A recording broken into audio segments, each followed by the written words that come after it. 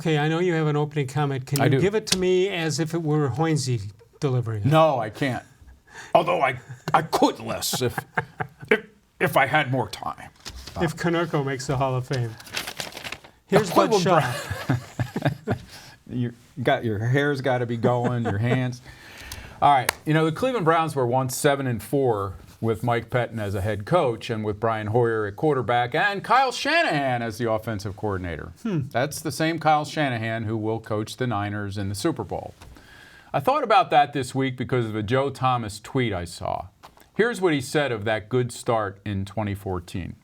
Quote, "And then someone thought it'd be better to put a different player who wasn't ready yet behind center." End quote.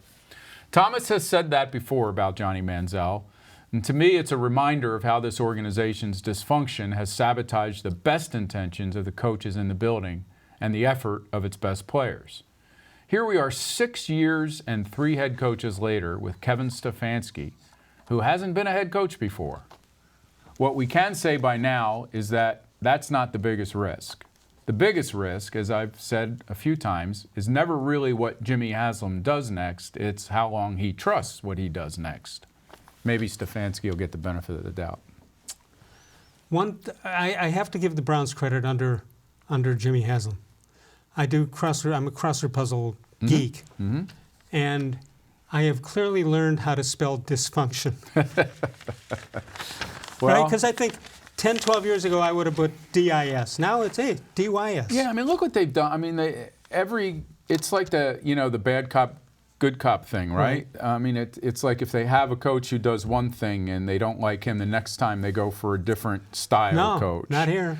And they go for the strong general manager with John Dorsey to make up for the Sashi Brown stewardship. And now that didn't work. They so now followed the same path. Now we're back to another GM who probably isn't going to be king of the room. No, but guys continue to come here. You would think this would be an empty chair for a long time. Well, there's only so many of these jobs. I'm not sure high-profile guys have decided to come here. No, that's still correct, the case. But there's still 32 teams, right?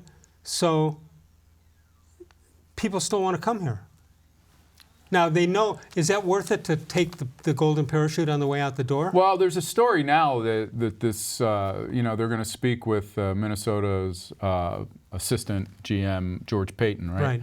And that, I saw a story online earlier today, and forgive me because I didn't really look at it and check it out, everything that it said, but the suggestion was that maybe he's going to come if he thinks that there's some checks on the ownership here.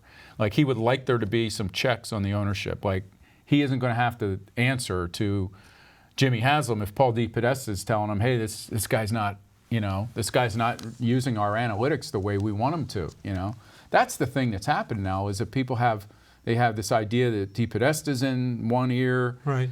Stefanski's in the other. The GM's, based on Jimmy's fighting for an ear. On Jimmy's history, doesn't it stand to reason that's exactly what's happening? Yeah, I mean, I've said all along. I mean, listen, he wants, this idea. Well, he wants to win. Of course he does. Yeah, that's not an issue. No, people say he's making the money no matter what. When you're in the billionaires club, you want to win. You don't change things as often as he has unless you're driven to get it right. Exactly. And I'll respect that part, but he has just listened to too many people all along the way.